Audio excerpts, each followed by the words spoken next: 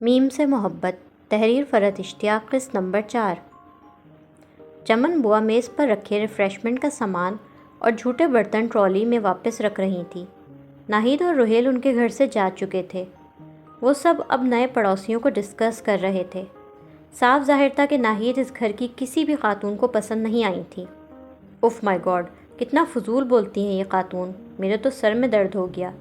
صدف اپنا سر دباتے ہوئے بولی تھی۔ ہاں، خاصی سطحی خاتون تھی، مگر بہرحال پڑوس کا معاملہ ہے، برداشت تو کرنا پڑے گا۔ دادی نے خاندانی وزاداری اور بردباری سے کہا تھا۔ ہمارا چنیوٹی کا فرنیچر انہیں فارمیکا کا لگ رہا تھا، چمن بوا برے ماننے والے انداز میں بولی تھی۔ کوئی بات نہیں چمن، لوگ اپنی ذہنی سطح کے مطابق ہی بات کرتے ہیں، ان باتوں کا برا نہیں مانتے، دادا نے دھیمی مسکراہٹ کے ساتھ چمن کو بولا تھا۔ اور ننھی کتنی بن رہی تھی، دلہن کو باجی باجی کہے جا رہی تھی۔ چمن بوا کو یہ لوگ ایک آنکھ نہیں بائے تھے۔ چمن بوا، کوشش کیجیے گا ان نئے لوگوں سے ہمارا زیادہ میل جول نہ بڑھے۔ صدف برا سا منہ بنا کے بولی تھی۔ اے لو، میں کیوں کروں گی؟ ماں نری شوباز اور بیٹا ہونق، ایسوں سے دور کی سلام دعا بھی نہ رکھے کوئی۔ وہ چائے کے کپ ٹرالی میں رکھتے جذباتی ہو کے بولی تھی۔ دادا چمن بوا کے انداز پر ہنس پڑے تھے۔ روہیل صوفے پر لیٹا ٹی وی پر کوئی مزاحیہ مووی دیکھ رہا تھا اور ہنس ہنس کے لوٹ پوٹ ہو رہا تھا۔ ناہید دانتوں سے شاہی سپاری کا پیکٹ کھول کے ڈائریکٹ منہ میں ڈال کر کھا رہی تھی اور چلتی ہوئی روہیل کے پاس آ رہی تھی۔ ایک پیکٹ روہیل کو بھی دیا اور اس کے پاس ہی بیٹھ گئیں۔ روہیل، مجھے تو یہ پڑوسی بڑے اچھے لگے، ناہید چلاکی سے آنکھیں گھماتی ہوئی بولی تھی۔ ہاں اچھے تو ہیں، اور اماں تم ہر جگہ نہ شروع ہو جایا کرو، پتہ وتا کچھ ہوتا نہیں ہے، معلوم بھی ہے سارا چنیوٹی فرنیچر تھا ان کے گھر پر۔ روہیل ٹی وی سے نظریں ہٹا کے بولا تھا۔ اے لو، مجھے کیا پتا، ناہید جاہلانہ انداز میں کھیکی کر کے ہنسی تھی اور بیٹے کے کندھے پر ہاتھ مار کے بولی تھی۔ روہیل، تمہیں روشی کیسی لگی؟ روہیل کچھ سوچ کے بولا، مجھے کیا پتا، اور اماں تم کیوں پوچھ رہی ہو؟ وہ ماں کے سامنے ذرا انجان سا بننے کی کوشش کر رہا تھا۔ چل ہٹ، سب جانتی ہوں میں کیسی میٹھی میٹھی نظروں سے دیکھ رہا تھا، مجھے تو بڑی ہی پیاری لگی۔ ناہید اپنی سوچوں میں گم ہو کے بول رہی تھی۔ روہیل کی پوری بتیسی نکل آئی تھی، بھولی بھالی معصوم سی، اور خاندان کتنا اونچا ہے، دادا تک ڈاکٹر ہیں۔ ہاں ماں ذرا نخریلی ہے، ناک میں مکھی نہیں بیٹھنے دے رہی تھی صدف بیگم۔ اماں شادی تو لڑکی سے کرنی ہے، تم نے ماں کا چار ڈالنا ہے۔ روہیل ماں کو قائل کرنے کی کوشش کر رہا تھا۔ میرا مطلب ہے اگر تمہیں پسند ہے روشی تو دیکھ لو، ماں کو چھوڑو۔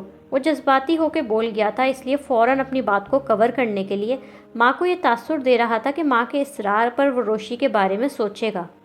ہائے روہیل، تمہاری دادی تو جل بھن کے رہ جائیں گی، کیسے دانے دے رہی تھی مجھے کہ تمہارے لیے تمہاری پھپھی کی بیٹی سے اچھی کوئی لڑکی نہیں ملے گی، تمہاری پھپھی اور تائی کے سینوں پر تو سانپ لوٹ جائیں گے ایسے اونچے خاندان میں تمہاری شادی کا سن کے۔ ناہید نے خیالوں ہی خیالوں میں روہیل کی روشی سے شادی کروانی شروع کر دی تھی۔ روہیل شرما کے مسکرا رہا تھا، اسے روشی دل و جان سے پسند آ چکی تھی۔ مالی لان میں پودوں کو پانی لگا رہا تھا، ساتھ ساتھ وہاں نئے گملے بھی لا کر لگا رہا تھا، اس لیے انجینئر ہاؤس کا گیٹ پورا کھلا ہوا تھا۔ روشی وہیں لان میں واک کر رہی تھی، ساتھ ساتھ کچھ سوچ رہی تھی۔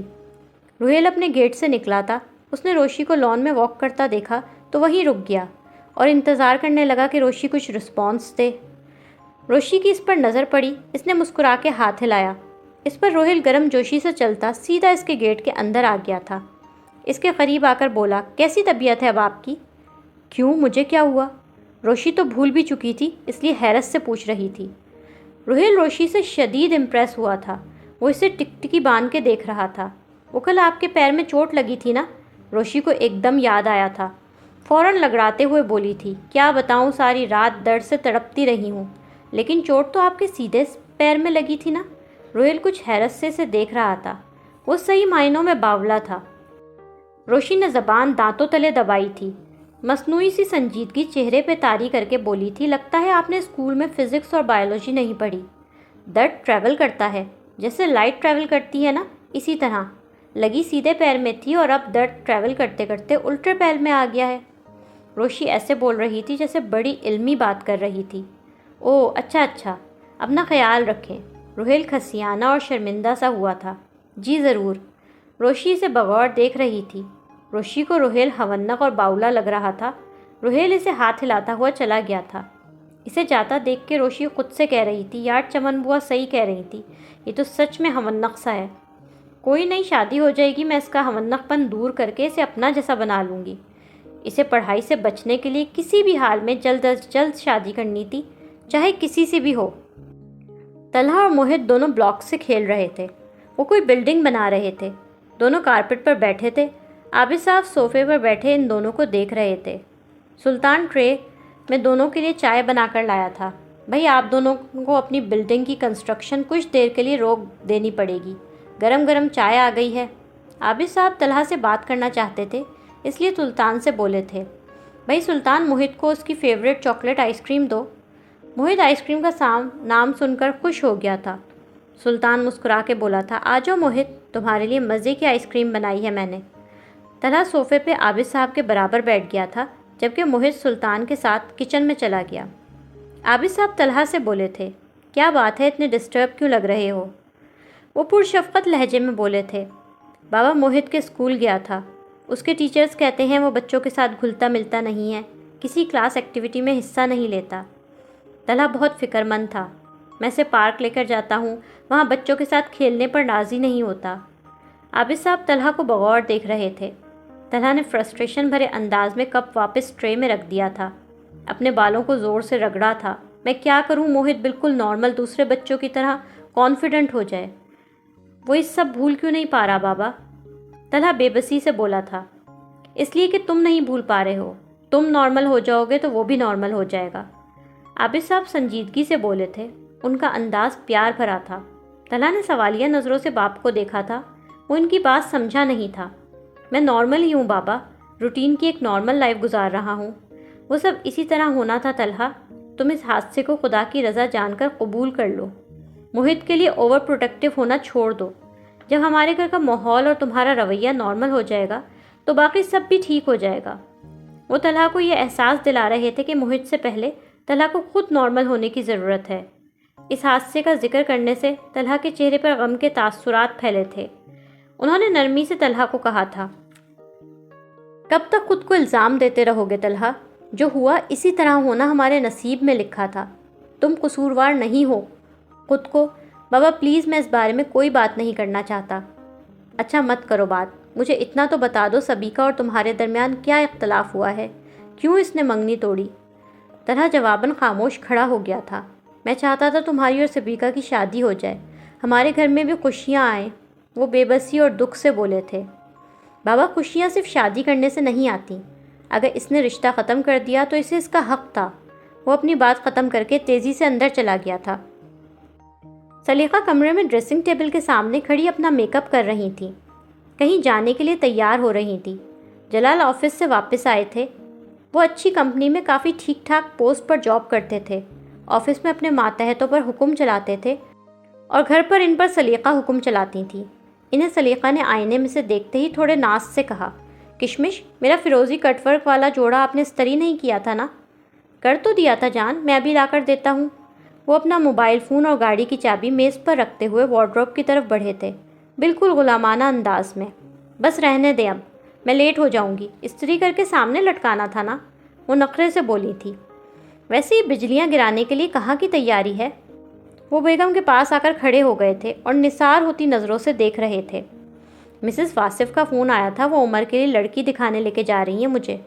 سلیقہ میک اپ کرتے کرتے سنجیدگی سے بولی تھی، پہلے عمر سے تو پوچھ لیتی، ڈائریکٹ ہی لڑکیاں دیکھنی شروع کر دیں۔ عمر کی شادی کا ذکر گھر میں اچانک ہی ہوا تھا، اس سے پہلے اس حوالے سے کوئی بات نہیں ہوئی تھی۔ مسز واصف نے بتایا ہے لڑکی بہت خوبصورت ہے اور اس کے بہت رشتے آئے ہوئے ہیں، پوچھنے مشورہ کرنے میں کہیں اچھا رشتہ ہاتھ سے نہ نکل جائے۔ سلیقہ سے کہنے کے ساتھ جلال نے کان میں سلیقہ کو بندے اپنے ہاتھوں سے پہنائے۔ ان کا انداز بالکل عاشقانہ اور غلامانہ سا ہوتا تھا۔ چلو جیسا تم مناسب سمجھو، میرے وائٹ سینڈلز تو نکال دیں۔ ابھی لایا جان، جلال کہہ کے تیزی سے مڑے تھے۔ سلیقہ ہاتھ میں پرس اٹھاتی ادا سے بیٹھ کے آگے رکھے کاؤچ پر بیٹھ گئی تھی۔ جلال ان کے سینڈلز نکال کے لائے تھے۔ سلیقہ نے اپنا پیر سینڈل پہننے کے لیے آگے کر دیا تھا۔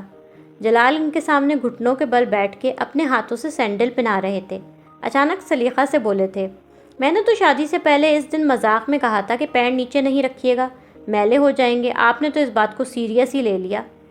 سلیقہ نے ان کی بات پر گھور کے انہیں دیکھا تھا۔ جلال نے جلدی سے خوشامدی انداز میں کہا تھا، واللہ آج بھی یہ پیر اتنے ہی خوبصورت ہیں جتنے 26 سال پہلے تھے، بس اب رہنے دیں۔ سلیقہ شرما کے مسکرائی تھیں۔ ناہید روشی کے گھر آئی ہوئی تھی۔ وہ دادا دادی کے ساتھ بیٹھی تھیں۔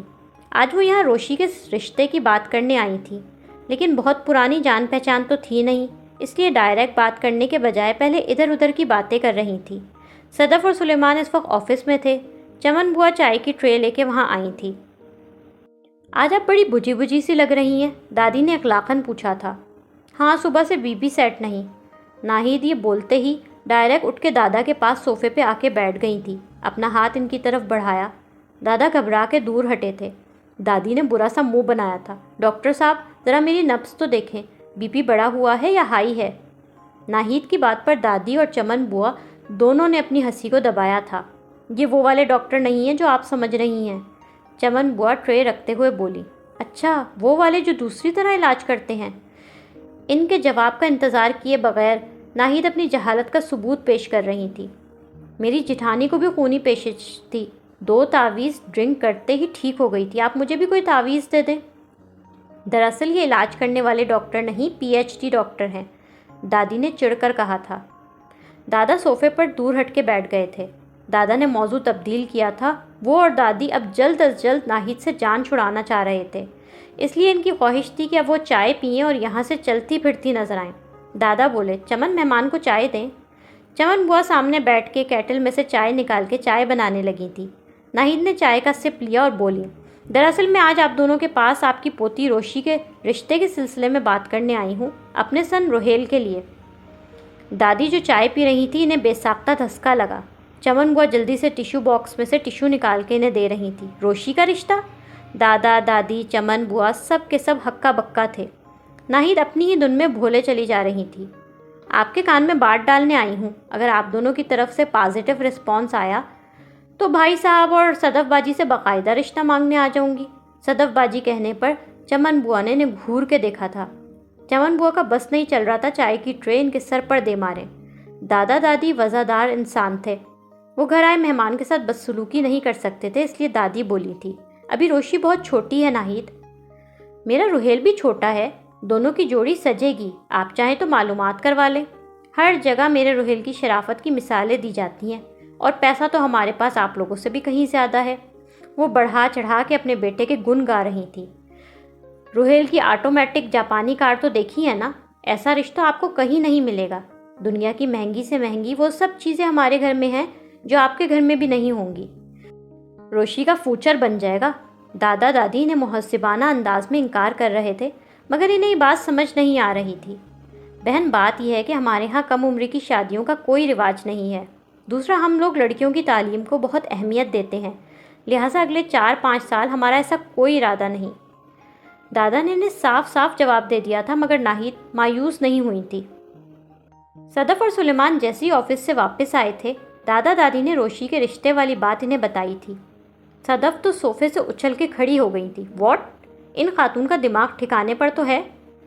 سلیمان انہیں پکڑ کے بٹھا رہے تھے۔ صدف اتنا ہائپر نہیں ہوتے، ممی اور بابا جان نے منع تو کر دیا انہیں، سلیمان سمجھداری سے بولے تھے۔ روہیل شام کے وقت اپنی فرنیچر کی دکان سے گھر واپس آیا۔ ناہید کچن سے باہر نکل رہی تھی، بڑے دولار سے بیٹے سے بولی تھی، آ گیا میرا لال؟ اماں تم گئی تھی روشی کے گھر؟ روہیل نے بے قراری سے فوراً پوچھا تھا۔ ہاں، پھر کیا کہا ان لوگوں نے؟ انکار تو نہیں کیا نا؟ ارے لڑکی والے ہیں، ذرا نخرہ تو دکھائیں گے، ایک بار میں کہاں ہاں کریں گے؟ یعنی انہوں نے منع کر دیا؟ روہیل مایوس سا ہو گیا۔ میرے چاند جیسے بیٹے کو کون منع کر سکتا ہے؟ تم بھی بڑے بھولے ہو روہیل، لڑکی والے اتنے آرام سے اپنی لڑکی کہاں دیتے ہیں، جوتیاں گھسواتے ہیں۔ فکر نہ کرو، تمہاری دلہن روشی ہی بنے گی۔ ناہید نے بیٹے کو سبز باغ دکھائے تھے، اس کا ماتھا پیار سے چوما تھا۔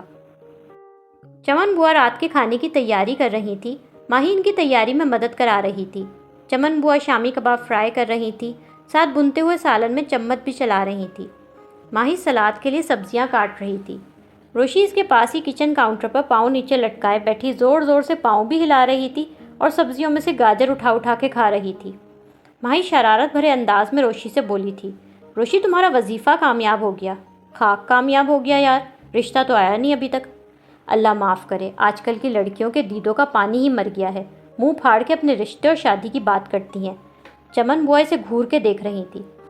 چمن بوا، مجھے اسے خوشخبری تو سنانے دینا۔ روشی، تمہارے لیے روہیل کا رشتہ آیا تھا۔ اب تمہارے جہیز کا فرنیچر روہیل کی شاپ سے ہی خریدیں گے ہم، مبارک ہو۔ ماہی شرارت بھرے انداز میں روشی سے بولی تھی۔ روشی کاؤنٹر سے اچھل کے نیچے اتری تھی جیسے اس کے دل کی مراد پوری ہو گئی تھی۔ تم سچ کہہ رہی ہو؟ میرے لیے روہیل کا رشتہ آیا ہے؟ چمن بوا نے روشی کی خوشی کو طنزیہ نظروں سے دیکھا اور طنزیہ مسکراہٹ کے ساتھ منہ پھٹ انداز میں بولی، اس ہونق باولے کا رشتہ آنے پر ایسی خوش ہو رہی ہو جیسے شہزادہ سلیم کا رشتہ آ گیا ہو۔ اف چمن بوا، ضروری ہے آپ میری خوشی پر پانی پھیریں؟ وہ جتنا بھی ہونق صحیح، مگر انجینئرنگ یونیورسٹی سے تو کم ہی ہونق ہوگا۔ وہاں 4 سال اپنا رگڑا لگواؤں، اس سے بہتر یہ نہیں کہ شادی کر لوں۔ نئے نئے کپڑے، جولری، کتنا کچھ ملنا ہے شادی کر کے، میری تو موجیں ہو جائیں گی۔ تمہارے نئے نئے کپڑوں اور جولری کے سہانے خوابوں کو توڑتے ہوئے مجھے بڑا دکھ تو ہو رہا ہے، مگر سچ تو بتانا پڑے گا کہ ممی نے انکار کر دیا۔ ماہی نے افسردگی بھرا منہ بنا کے کہا اور روشی کا دل جل گیا۔ کیوں منع کر دیا؟ مجھ سے پوچھا ہی نہیں اور منع کر دیا؟ اتنا اچھا تو سیمپل تھا۔ روشی جذباتی ہو کے غصے سے بول رہی تھی۔ چمن بوا نے روشی کی اس بے شرمی پر توبہ کرنے والے انداز میں گالوں کو پیٹا تھا۔ ہماری عمریں نکلی جا رہی ہیں، کیا ممی اپنی بیٹیوں کی شادی نہیں کریں گی؟ تم اپنی ان فضول بکواسیات میں مجھے تو شامل نہ کرو، مجھے شادی کا کوئی ارمان نہیں ہے۔ ماہی روشی کو گھور رہی تھی۔ حد ہوتی ہے، اچھا بھلا رشتہ آیا تھا لے کے منع کر دیا۔ یہی عمر ہوتی ہے شادی کی۔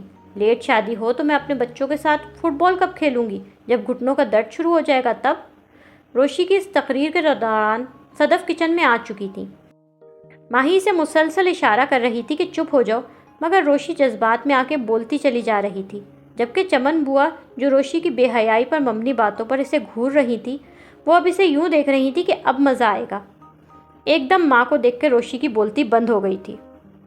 صدف بہت غصے میں کھڑی تھی اور روشی کو کھا جانے والی نظروں سے دیکھ رہی تھی، جبکہ روشی اب ماں کو قائل کرنے کی کوشش کر رہی تھی۔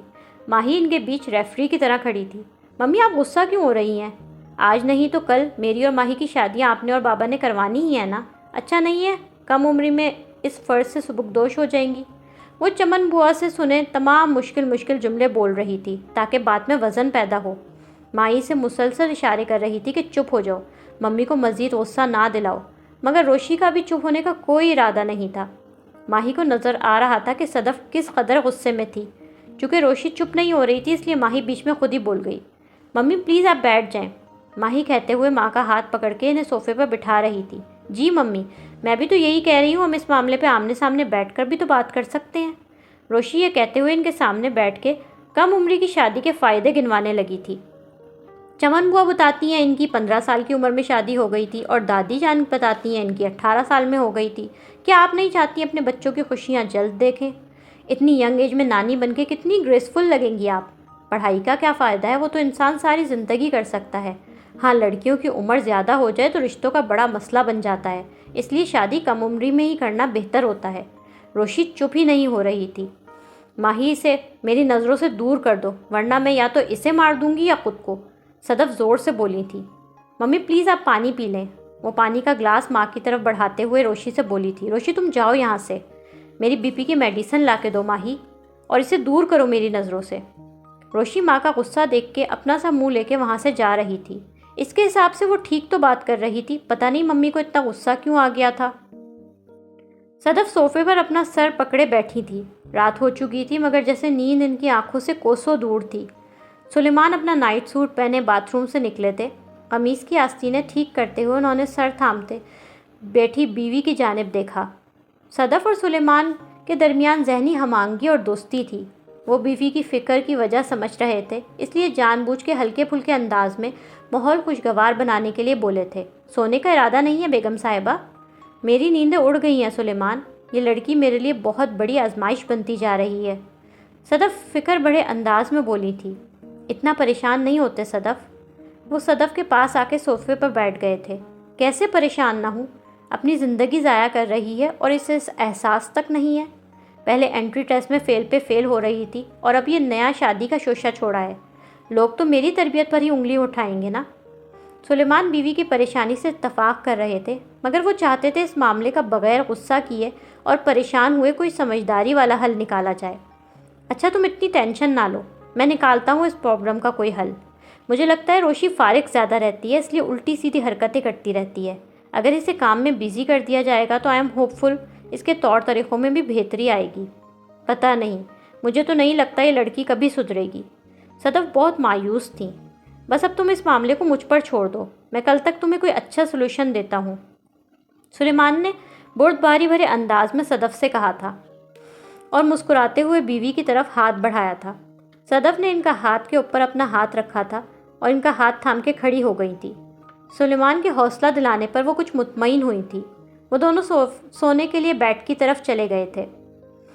سلیمان اپنے دفتر میں آفس ٹیبل پر بیٹھے کچھ دفتری کام کر رہے تھے۔ عابد صاحب اپنے گھر کی اسٹڈی میں بیٹھے لیپ ٹاپ پہ کچھ کام کر رہے تھے۔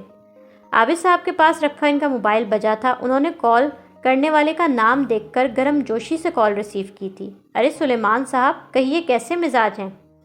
ان کے بات کرنے کا انداز ایسا تھا جیسے بہت سالوں بعد آپس میں بات ہو رہی ہو۔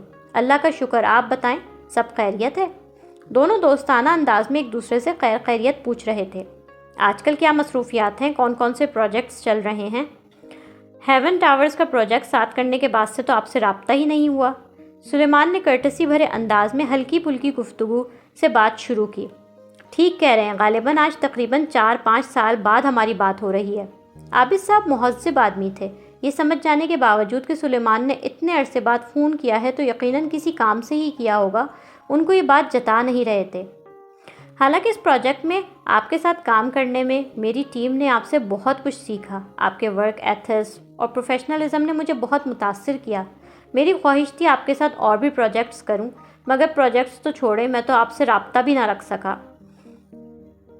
اصل میں اپنی زندگیوں میں ہم اتنے گھن چکر بنے ہوئے ہیں، اب تو ملنا بھی زیادہ تر کسی کام کی ہی وجہ سے ہوتا ہے۔ عابد صاحب بولے۔ آپ کی بات سے 100% ایگری کرتا ہوں، کیونکہ میں نے بھی آج آپ کو ایک کام سے ہی کال کی ہے۔ سلیمان صاحب کچھ شرمندہ ہوتے ہوئے بولے۔ ارے کیسی باتیں کر رہے ہیں سلیمان صاحب، کوئی غیریت نہیں ہے، آپ حکم کریں، کیا کام ہے؟ وہ دوستانہ انداز میں بولے تھے۔ ایکچولی اپنی بیٹی آیت کو میں آپ کے آفس میں انٹرنشپ کروانا چاہتا ہوں۔ ماشاءاللہ ذہین بہت ہے، مگر آپ کو تو پتہ ہے اس عمر کے بچے کیسے لاپرواہ اور لاابالی ہوتے ہیں۔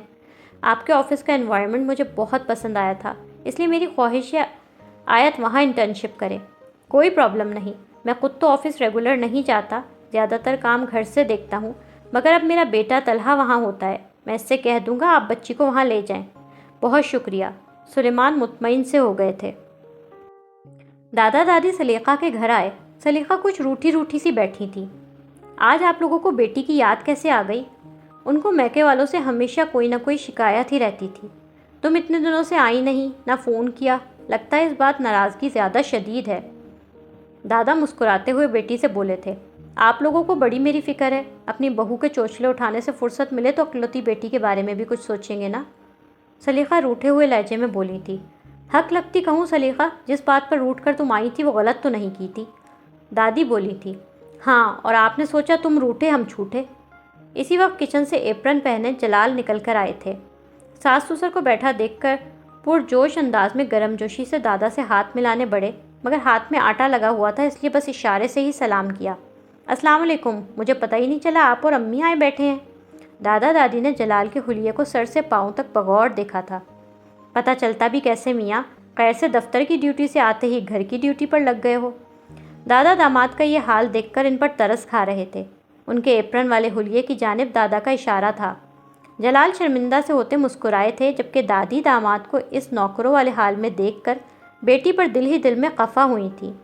جلال مہمان نوازی والے انداز میں بولے تھے۔ سلیقہ ایسی ہی بیٹھی ہو، چائے کو نہیں پوچھا امی اور بابا کو؟ ہاں کشمش لے کے آئے نا چائے؟ سلیقہ ناز سے بولی تھی۔ میں ابھی لایا۔ جلال غلاموں کی طرح جانے لگے تھے۔ فریج میں گاجر کا حلوہ رکھا ہے، وہ بھی گرم کر لیجیے گا، اور تھوڑے سے شامی کباب بھی فرائی کر لیں۔ دادی خون کے گھونٹ پی رہی تھی۔ تمہارے گھر آؤ تو شوہر اور نوکر میں فرق نہیں لگتا۔ انہیں جاتا دیکھ کر دادی تنزیہ بیٹی سے بولی تھی۔ جو بھی ملا دل اس کا حلقہ بگوش یار تھا، اس نے تو سارے شہر کو رکھ کے غلام کر دیا۔ دادا نے مزاحیہ انداز میں شعر کہا۔ دادی نے جل کے کہا، شہر کو نہیں شوہر کو۔ دادا مسکرا کے بولے۔ سلیقہ کا مزید منہ بن گیا تھا۔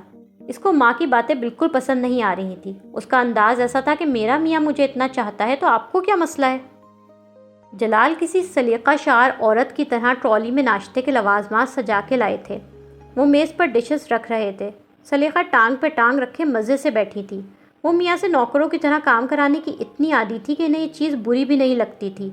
دادی خون کے گھونٹ پی رہی تھی۔ کشمش، شامی کباب کے ساتھ کیچپ تو لائے نہیں آپ؟ بہت میٹھے لہجے میں لاٹ سے بولی تھی۔ میں بھی لاتا ہوں جان، جلال جان نثاری والے انداز میں بولے تھے۔ سلیقہ تمہارے پاؤں میں مہندی لگی ہے، تھوڑا خود بھی ہل لیا کرو۔ دادی جو بہت دیر سے برداشت کر رہی تھی ایک دم بول پڑی۔ کل سے میری طبیعت کتنی اپسیٹ ہے امی، آپ کو اندازہ نہیں سر کا درد ہے کہ جان ہی نہیں چھوڑ رہا۔ میں انہیں سمجھا بھی رہا ہوں، لڑکی پسند نہیں آئی تو کوئی بات نہیں، مگر یہ ہے کہ کل سے دل پہ یہ بات لگائے بیٹھی ہیں۔ جلال جاتے جاتے رکے تھے، بیوی کے لیے فکر مند ہو رہے تھے۔ اسی وقت عمر آفس سے آیا تھا۔ وہ دادا دادی کو بیٹھا دیکھ کے خوش ہوا تھا۔ وہ اچھی جگہ جاب کر رہا تھا، اس لیے بہترین تیاری تھی۔ ہاتھ میں لیپ ٹاپ بیگ تھا۔ وہ چہکتا ہوا آیا۔ واہ واہ، آج تو نانا جان اور نانی جان آئے بیٹھے ہیں۔ وہ قریب آ کے نانا اور نانی کے سامنے جھکا تھا۔ دونوں نے سر پر ہاتھ پھیر کے پیار کیا تھا۔ تمہارا انتظار تھا عمر۔ جلال سب کو پلیٹ سرو کرنے لگے تھے۔ دادی کو یہ چیز بری لگ رہی تھی۔ جلال میاں آپ بیٹھے، ہم خود لے لیں گے۔ سلیقہ کو تو شرم آ نہیں رہی تھی، لیکن دادا دادی کو داماد سے ایسے کام کروانا بالکل اچھا نہیں لگ رہا تھا۔ دادی سلیقہ کی طرف منہ کر کے بولی تھی، کون سی بات دل پہ لگا لی ہے تم نے؟ کل مسز واصف عمر کے لیے ایک لڑکی دکھانے لے کے گئی تھی۔ تعریفیں ایسے کر رہی تھی جیسے کوئی حور پری ہے، اور اگر میں نے جانے میں دیر کر دی تو اس کا کہیں اور رشتہ ہو جائے گا۔ جا کے دیکھا تو اللہ معاف کرے، نہ رنگ نہ روپ۔ سلیقہ تفصیل بتانے لگی۔ بری بات ہے سلیقہ، ایسے کسی کی شکل صورت کو برا نہیں کہتے، ویسے بھی لڑکی کی صورت نہیں سیرت دیکھی جاتی ہے۔ دادا دادی کو تو سلیقہ کا لڑکی میں عیب نکالنا برا لگا تھا، مگر عمر اپنے رشتے کی بات کا سن کر بری طرح چونکا تھا۔ اس کے لیے رشتے دیکھے جانے شروع ہو گئے تھے اور یہ بات اس کے علم میں لائے بغیر ہو رہی تھی۔ اس کا منہ بن گیا تھا۔ واہ، یہ اچھا ہے، سب خوبصورت خوبصورت بہوئیں لائیں اور میری دفعہ میں سب کو سیرت یاد آ جاتی ہے۔ سیرت کا کیا کرنا ہے مجھے؟ میں تو اپنے عمر کے لیے چاند جیسی دلہن لاؤں گی جو میرے بیٹے کی زندگی کو جنت بنا دے گی۔ ہاں، جیسے تم نے جلال کی بنا رکھی ہے۔ دادا دادی اس بات پر مسکرائے تھے، مگر عمر کو یہ بات بالکل اچھی نہیں لگی تھی کہ اس کے لیے لڑکیاں دیکھی جا رہی ہیں۔ سلیمان روشی کو اس کے پسند کے فاسٹ فوڈ ریسٹورنٹ لے کے گئے تھے۔ روشی مزے سے ڈبل پیٹی چکن برگر، فرینچ فرائز کی بڑی بکیٹ اور کولڈ ڈرنک سے لطف اندوز ہو رہی تھی۔ سلیمان صرف کافی پی رہے تھے اور ساتھ ساتھ روشی کو دیکھ رہے تھے۔ بابا you are the best, mummy تو مجھے فاسٹ فوڈ کھانے نہیں دیتی، روشی مزے سے کھا رہی تھی۔ کبھی کبھی کھانے میں کوئی حرج نہیں ہوتا روشی، اب ہفتے میں ایک بار ہم باپ بیٹی اس طرح ڈیٹ پر آیا کریں گے۔ وہ دوستانہ انداز میں بولے تھے۔ ڈیل۔ روشی نے خوش ہو کر باپ کی طرف تالی مارنے کے لیے ہاتھ بڑھایا تھا۔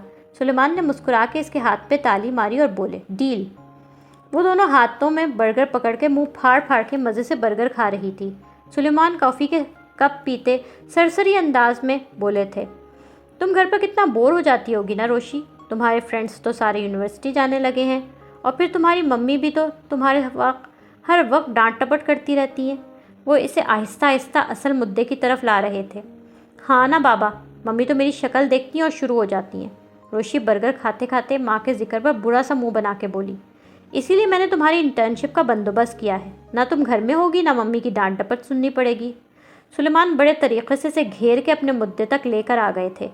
روشی کا منہ پھٹا کا پھٹا رہ گیا تھا، وہ اگلا نوالا کھانا بھول گئی تھی۔ سلیمان بڑی ہوشیاری اور چالاکی سے بیٹی کو گھیر چکے تھے۔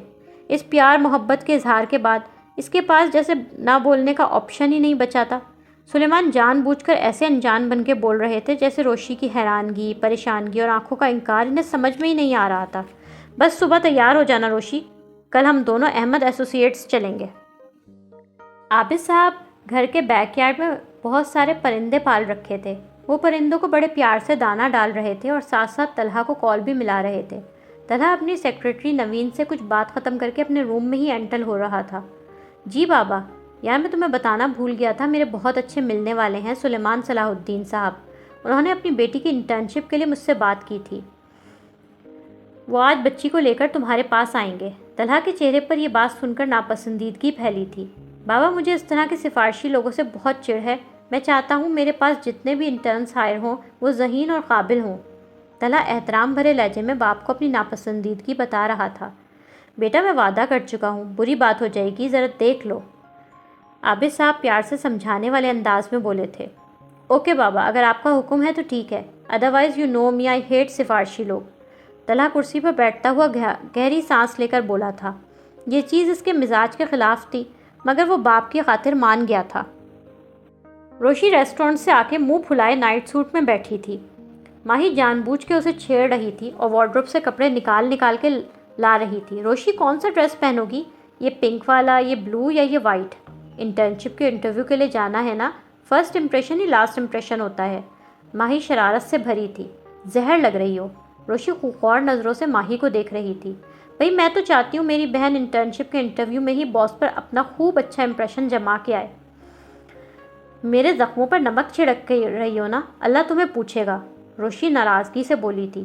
اور جاؤ بہن کو چھوڑ کر بابا کے ساتھ ٹریٹ اڑانے، burger, french fries, ice cream. شرم تو نہیں آئی نا بہن کے بغیر کھانے میں؟